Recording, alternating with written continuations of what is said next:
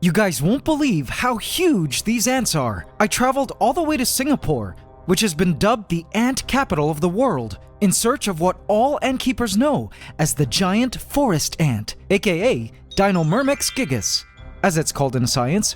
These ants blew my mind, and I'm certain they will blow your mind as well, as we explore how these ants live both in the wild, where I filmed them in their natural habitat, deep inside a Singapore forest, and how neat these gigantic ants are as pets. Speaking with an ant hobbyist, John Yee, of Just Ants Ant Pet Shop. You guys will be amazed by what we discover as we delve into the neat lives of these over-inch-long giant forest ants. Here on the Ants Canada Ant Channel. Please subscribe to my channel and hit the bell icon. Welcome to the AC family. Enjoy. Last week, I live-streamed trekking through the forest in Singapore at night in search of the fabled giant forest ants. Feel free to check out that livestream after you watch this video, as we saw all kinds of creatures. Sadly, the internet deep in the forest was quite limited, so it came out pixelated, and we disconnected a few times. However, the good news is, I was able to get some 4K footage of the ants when we found them. Have a look. When I spotted them along their trail they had established up and down a tree, I couldn't believe my eyes. These ants were hands down the hugest ants I'd ever seen in my life. They were massive, larger even than any queen ant I'd ever seen. I just had to pick them up. I grabbed the ants and held them in my hands, and they were truly a sight to behold. I felt as though we had found the ant unicorn. They were gorgeous ants, and surprisingly quite docile and non-aggressive. Have a look. Can you believe how huge these ants are? In my mind, I drooled, imagining owning a colony of these ants at home. Sadly, however, they aren't native to where I live, so I knew that wouldn't be possible. Still, it was so cool to be holding such gargantuan ants, like these Dinomyrmex gigas. The ants were actually quite active on their trail at this time of the night, as they came back and forth from something far away and deep in the tree where I couldn't get to. Their abdomens were quite full of fluid, which to me meant they were probably drinking something sweet somewhere beyond in the tree. I would later find out what. It was a bit hard to film them with my macro lens because they were so huge and fast moving, so I tried to place some of the ants in a little jar. They were stunning. I eventually also spotted a major, a specialized worker with a huge head, which was slightly larger than the ordinary workers. I couldn't get over how big they were. In my mind, I knew that if these were the sizes of the workers, then the queen must be totally massive. I would later find out. At one point, I was finally able to film a worker ant resting in place and get a proper look. Check it out, AC family. Isn't it just stunning? Now, this worker measured just over an inch long. I loved the coloration of its abdomen, which was just full of sweet fluid it had collected from somewhere. These giant forest ants are among the largest ants in the world. They used to be classified under the genus Camponotus, which is the genus of carpenter ants, which is why they look similar, but were later grouped into their own genus, Dinomyrmex. In Singapore and other areas of Southeast Asia where they are native, they are most active at night, when it's cooler. As common as they are in their native range, little is actually known about them by the locals who see them frequently on roadsides and forests like this. I personally had so many questions about them. What was their diet? When do the queens fly? How would one care for these huge ants in a captive setting? At one point, I caught an ant carrying a plant insect along their trail, which, in light of the ants' full gasters, to me meant that the ants were definitely drinking honeydew, a sweet fluid they milk from plant insects. All my questions were about to be answered. I visited the ant store of my new ant hobbyist friend, John Yee, of Just Ants, who runs an incredible ant store in Singapore. It truly blew my mind.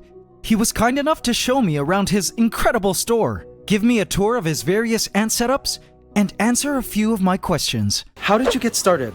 Wow, it started off many years ago when I was actually given an ant colony by one of my relatives, and I was really mind blown by all of their behaviors and how they have shown me life lessons. Awesome. Like? Wow, to never give up, no matter how tough the situation is, to always be strong-willed and always push on.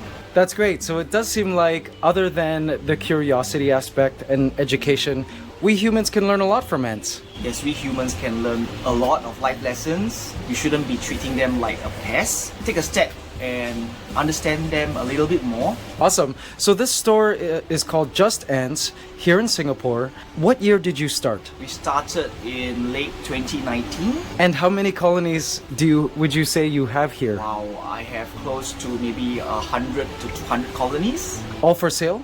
Some of them are for sale. And some are our personal collection.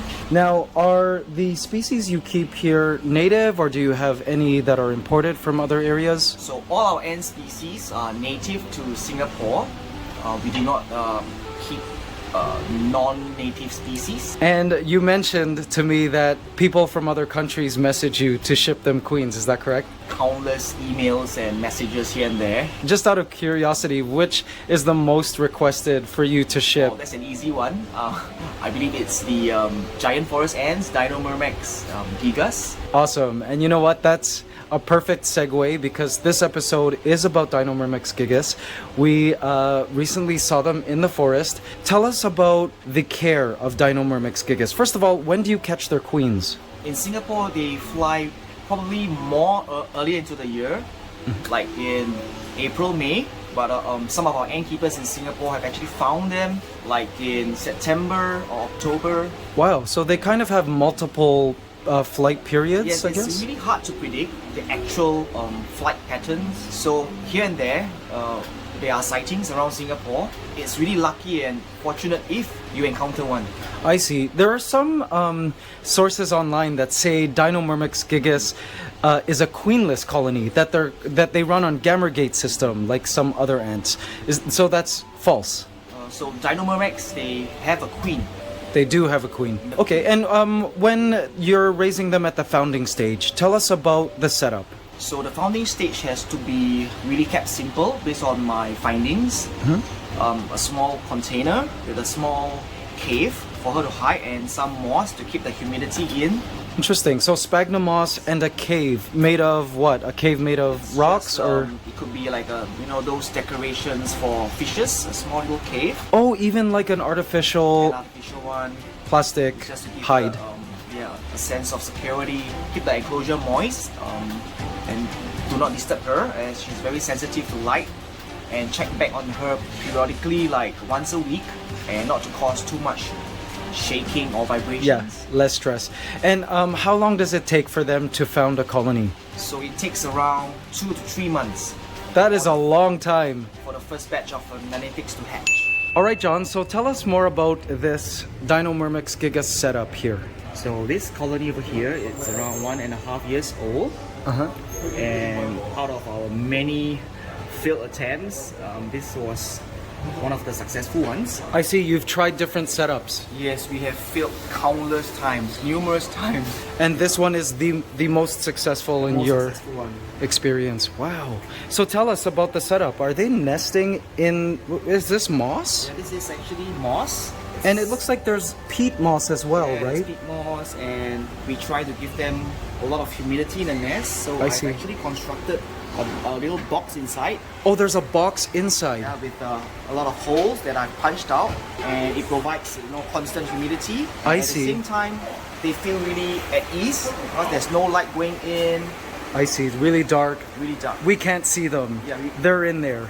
Oh, interesting. So I think I love that design for setup, because it's basically just one chamber with holes for humidity and I guess an entrance hole, which is right there. Okay, just one entrance hole? Two, one at the top, Oh, I see. one at the bottom. So This is here's the cave one. that I was talking about. It's a simple cave. Okay. And that is the other entrance hole. Now, what are you using as a barrier here? So we are actually using a special kind of talcum powder. Okay, it's not baby powder? We have stopped using baby powder. I see. So apparently this new talcum powder can last even longer than baby powder. Oh, interesting. It's a special type of talcum. That's great. Tell us about their diet. They can be quite fussy at times, but they love honey, They love honeydew apples. Apples. Yeah, they love apples. Wow. Occasionally, we'll treat them to some crickets, mealworms. Interesting. But usually, they avoid and they only eat when they are hungry. And you said they're more active at night, right? Yes, they're more active at night. I see. Yeah, they're a nocturnal species, but they look pretty active. So are you saying in the night more come out? The more will come out. How big is this colony, would you say? Oh, yeah, I would guess it's around 30 to 40 strong. 30 to 40 workers. That is incredible. So this colony is usually not in the shop. It's actually at my home. Oh, I see. You keep them indoors. I keep them indoors. Do you use air conditioning or Just normal room temperature. normal room temperature? I see. That is amazing. You know, it's really, really sad that we don't have these native to where I live. However, you know, maybe we might one day discover that they are native to where I live. What is some advice you have for new ant keepers who might want to enter the hobby, but they're just kind of intimidated to get started because they're afraid there's lots to learn? Well, our advice is usually to have patience. You really need a good sense of time to study this hobby and not, really go on in impulse. Really have that mindset that, to be like the ants. You might fail during the first few tries. You might get upset if your queen passes on or if your colony fails to establish. Never, give up the love for ants. Keep trying. Great, thank you so much. That's some excellent advice. There you go. Keep on trying. Don't give up. And there you have it. I had learned so much about Dinomyrmex gigas and their care as pets thanks to John Yee. I knew they had a sweet tooth. Now, it was a bit of a mystery to me why they were found throughout Southeast Asia, except my country where I live. But perhaps scientists just haven't found them yet. On this channel, we've already made geographic discoveries of ants that were formerly not known to reside in my country, only to find out they existed in my yard. That ant species was Meranopus bicolor, and it only showed me that the world needs more ant enthusiasts and myrmecologists. Ant keepers like John Yee was truly a trailblazer in my books, in both Singapore and the hobby of ant keeping. Before leaving, he let me write my name in one of the ant setups, using sugar water, and we watched as the ants drank it all up. Check it out!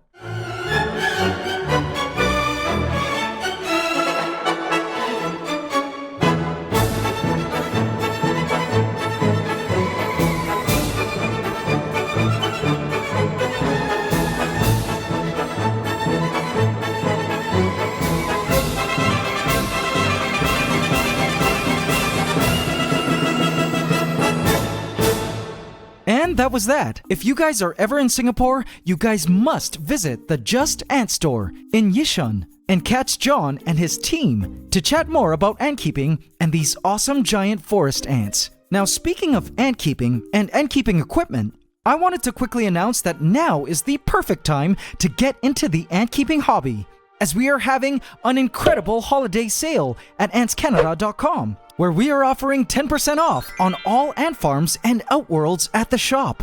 Plus, you guys can get a free ant keeping handbook when you use the coupon code ANTSCANADA.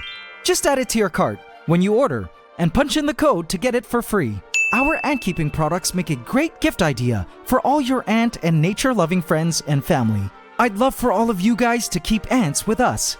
If you need ant colonies, we even have a section on the website where you can source locally caught and raised ant colonies with a queen for your ant farms. Just a note that you must order before December 10th if outside the US, or December 17th if within the US, if you hope to receive your package before Christmas. And duty charges may apply for non-US residents. Thank you all for watching today's episode on giant forest ants, aka Dinomyrmex gigas. We'll be going back to the ant room next week. It's ant love forever.